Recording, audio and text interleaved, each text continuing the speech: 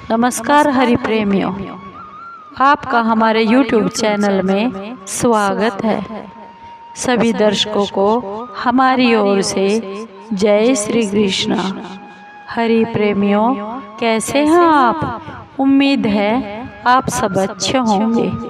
आइए जानते हैं आज का प्रसंग। आज का प्रसंग है ज्येष्ठ मास की पूर्णिमा की व्रत तारीख, शुभ मुहूर्त और व्रत कथा और पूजा विधि। हरि प्रेमियों, उससे पहले अगर आप हमारे चैनल पर नए हैं तो प्लीज़ चैनल को सब्सक्राइब ज़रूर कर लीजिए और बेल आइकन को ज़रूर दबा लीजिए ताकि आप तक हमारे सारे नोटिफिकेशन पहुंचते रहे। हरि प्रेमियों, आपका एक सब्सक्राइब भी हमारे लिए बेहद मायने रखता है।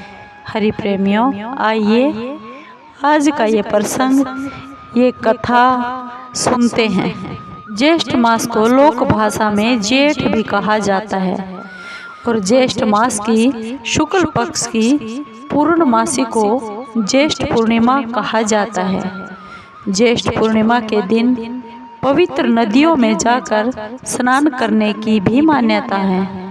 माना जाता है कि ऐसा करने से मनुष्य के सभी पापों का नाश होता है। इस दिन पितरों के लिए भी दान और पूजा की परंपरा है।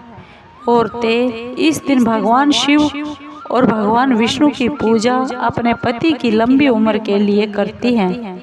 इस दिन वट सावित्री का व्रत भी रखा जाता है, जिसे वट पूर्णिमा व्रत कहा जाता है।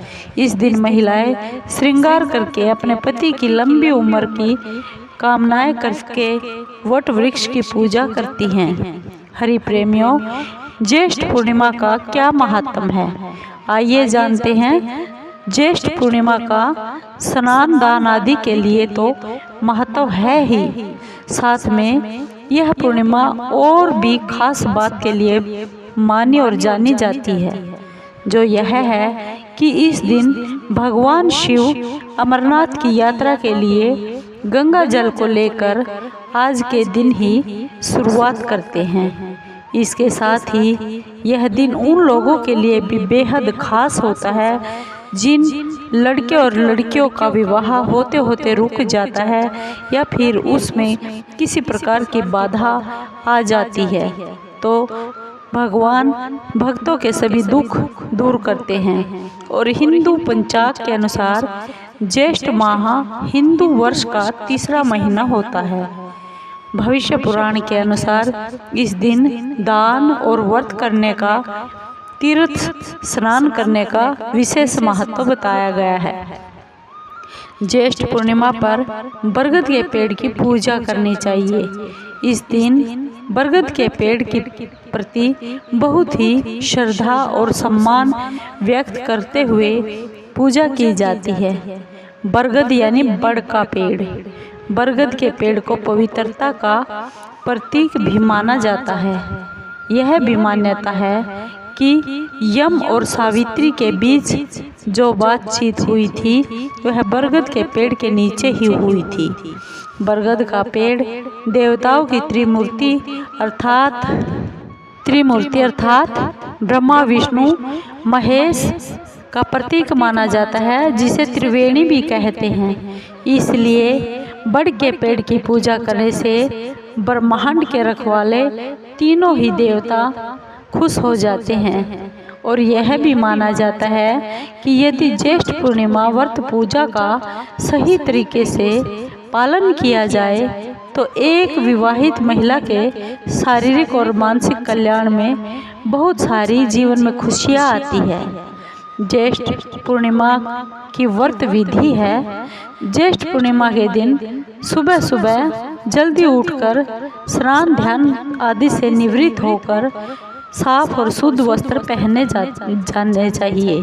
इसके बाद 2 बांस की टोकरियाँ ली जाती है और एक टोकरी में सावित्री की मूर्ति स्थापित कर ली जाती है और दूसरी टोकरी में चावल, सुपारी, रोली, मौली, नारियल और पंचमेवा साथ पूजन का भी सामान रखा जाता है। और किसी भी बड़ के पेड़ के नीचे जाकर विधि विधान से हाथ में चावल और जल लेकर ज्येष्ठ पूर्णिमा और वट पूर्णिमा का ध्यान करते हुए व्रत का संकल्प किया जाता है। फिर वट वृक्ष यानी बरगद का पेड़, बड़ का पेड़ की पूजा और अपने पति की दीर्घायु के लिए प्रार्थना की जाती है।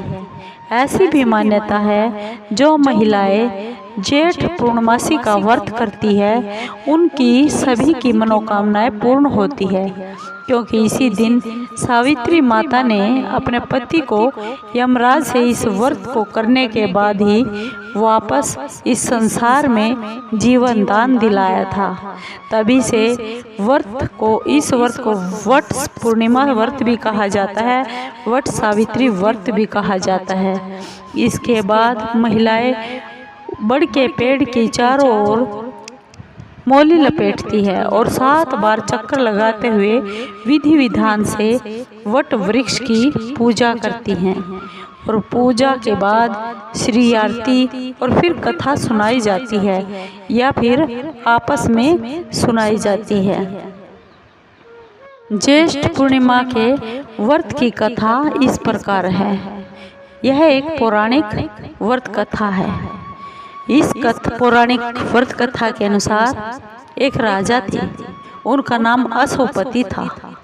अशोपति घर में सावित्री के अंश से पुत्र का जन्म हुआ, जिसका नाम महाराज ने सावित्री रखा। पुत्री युवावस्था को प्राप्त हुई। यह देखकर राजा ने अपने मंत्रियों से सलाह की और इसके बाद राजा ने अपनी बेटी सावित्री से कहा कि उसे योग्य वर को देने का समय आ गया है। वह उसकी आत्मा के अनुसार वर को नहीं पा रहा, इसलिए वह उसे अपनी पुत्री को यह कहकर भेज देता है कि अपनी पसंद का वर ढूंढ लो, ताकि वह स्वयं ही अपने योग्य वर ढूंढ ले। पिता की आज्ञा पाकर सावित्री देवी घर से महल से चल पड़ती है और फिर एक दिन उसने सत्यवान को देखा और मन ही मन उसे अपने वर मान लिया। जब उसने देव ऋषि नारद जी को यह बात बताई, नारद जी को जब इस बात का पता चला, तब ऋषि नारद सावित्री जी के पास आए और कहने लगे, देवी, उसका पति अल्पायु है, जो तुमने पसंद किया है उसकी उम्र बहुत ही छोटी है, वह कोई और वर देख ले। पर सावित्री ने कहा, वह एक हिंदू नारी है, इसलिए वह बार बार पति को नहीं चुनती, वह एक ही बार अपने पति को चुनती है। सावित्री की यह बात सभी ने स्वीकार कर ली और फिर एक दिन सावित्री और उस सत्यवान का विवाह हो गया। एक दिन सत्यवान के सिर में बहुत ज़्यादा दर्द होने लगा। सावित्री ने बड़ के पेड़ के नीचे अपनी गोद में पति के सिर को अपनी गोद में लिटा लिया, रख लिया।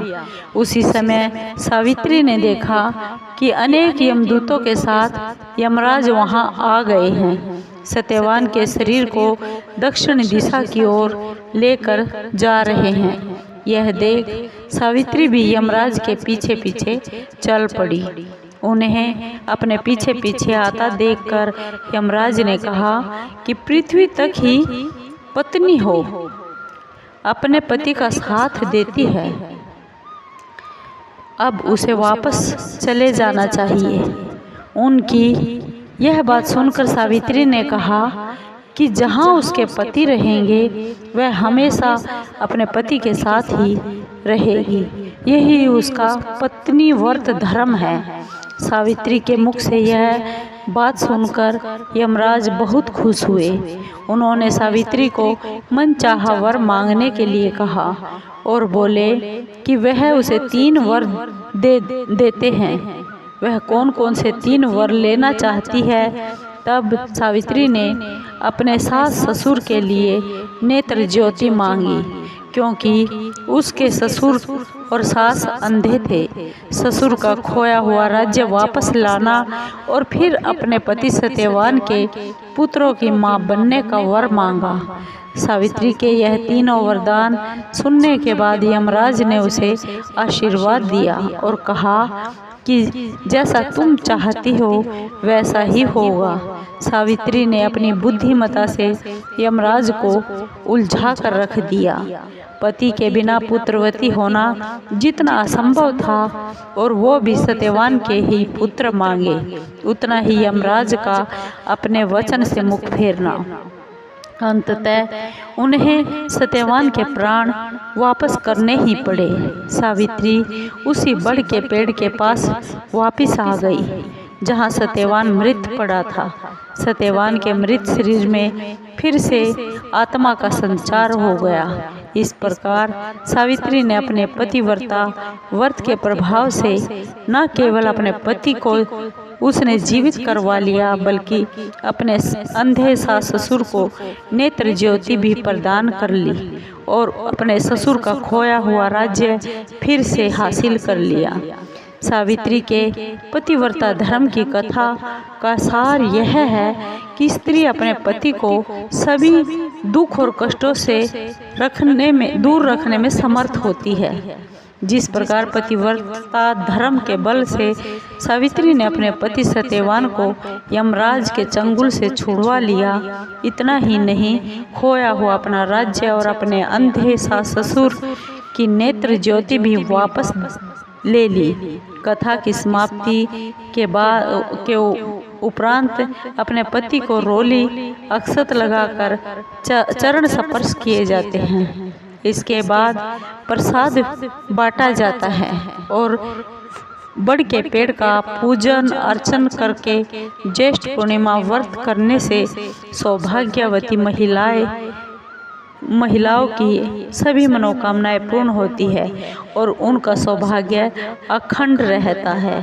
भगवान उनके सुहाग की रक्षा करते हैं। हरि प्रेमियों, आपको ये कथा कैसी लगी? अगर आपको ये कथा वट सावित्री की या फिर ज्येष्ठ पूर्णिमा व्रत कथा अच्छी लगी हो तो प्लीज़ चैनल को सब्सक्राइब कीजिए, लाइक कीजिए, शेयर कीजिए और कमेंट ज़रूर कीजिए। धन्यवाद दोस्तों।